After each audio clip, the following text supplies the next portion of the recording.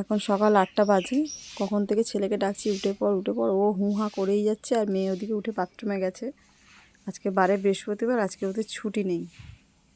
এ বাবু, বাবু রে, ওর 8টা বাজে বাবা।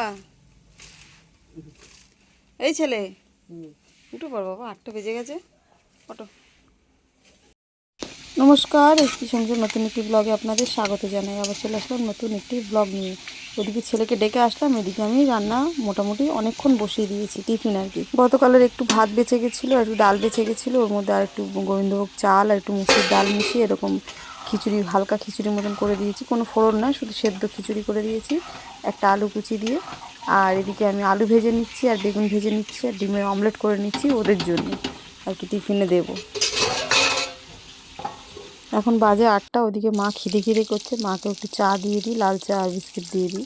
মা অনেকক্ষণ ধরে খিদে করছে।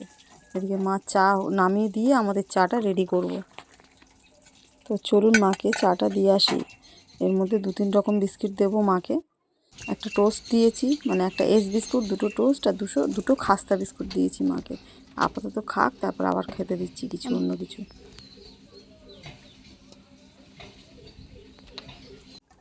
ওইদিকে আমি চায়ের জল মেপে নিয়েছি আর এদিকে ঝটপট করে ওদের টিফিনটা গুছিয়ে দিচ্ছি। ছেলেকে বললাম একটু বেগুন ভাজা নিবি, বলছে না বেগুন ভাজা দিও না, খাই না, শুধু নষ্ট হয়। তো থাক বেগুন ভাজাটা, মেয়েকে বেগুন ভাজা, অমলেট আর ডিম ডিম বেগুন ভাজা, আলু ভাজা আর অমলেট করে দিয়েছি। আর ছেলেকে আলু ভাজা আর অমলেট দিয়েছি। আর ওইটাই ওরা চায়ের সাথে খেয়ে যাবে। আর বকখালি গেলে তুই আসবি কখন বুঝতে পারছিস? না স্যার কি হবে,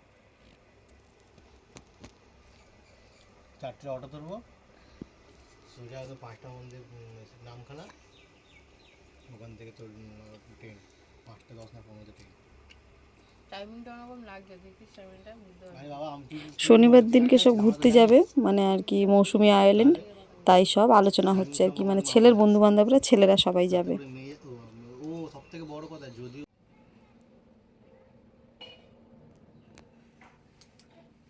এখন বাজে 1:30। আমার 12টার মধ্যে রান্নাবান্না মানে হয়ে গেছে, কমপ্লিট হয়ে গেছে আজকে।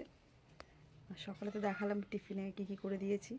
আর দুপুরবেলা রান্না করলাম ডিমের তরকারি আলু দিয়ে, আর বাঁধাকপি সরু করে একটা আলু কুচি করে পেঁয়াজ কুচি দিয়ে বাঁধাকপি ভেজেছি।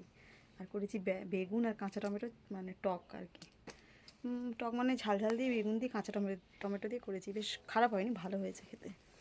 খুব ঝিমুনি আসছে, খুব শরীরটা ক্লান্ত লাগছে, একটু ঘুমোবো। মানে এতক্ষণ লাইভে ছিলাম, এবার এডিটিং করে কিছুক্ষণ তারপর ঘুমাবো।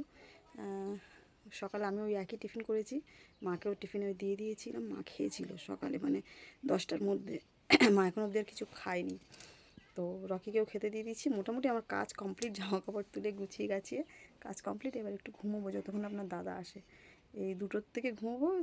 এখন 1:30 বাজে, এডিটিং করতে হয়ে যাবে, সময় হয়ে যাবে। 2টোর থেকে ঘুমোবো, সেই আপনার দাদা আসা অবধি 4:30 সময় চলে আসে, 4:30 সময় খেতে বসি আমরা। ততক্ষণ একটু আজকে ঘুমাবো, পাচ্ছি না, মানে খুব শরীরটা একটু, মানে গাটা গুলোচ্ছে, একটু ঘুম ভাব লাগছে আর কি।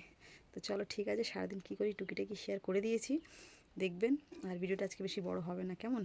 চলো টাটা, আসছি। সবাই ভালো থাকবেন, সুস্থ থাকবেন, অবশ্য করে ভালো থাকবেন। আজকে বারে বৃহস্পতিবার, ছেলে মেয়ের ছুটি নেই, কাজে গেছে, যেহেতু মঙ্গলবার ছুটি হয়েছিল ওদের, ওই কারণে আজকে সব কাজে গেছে।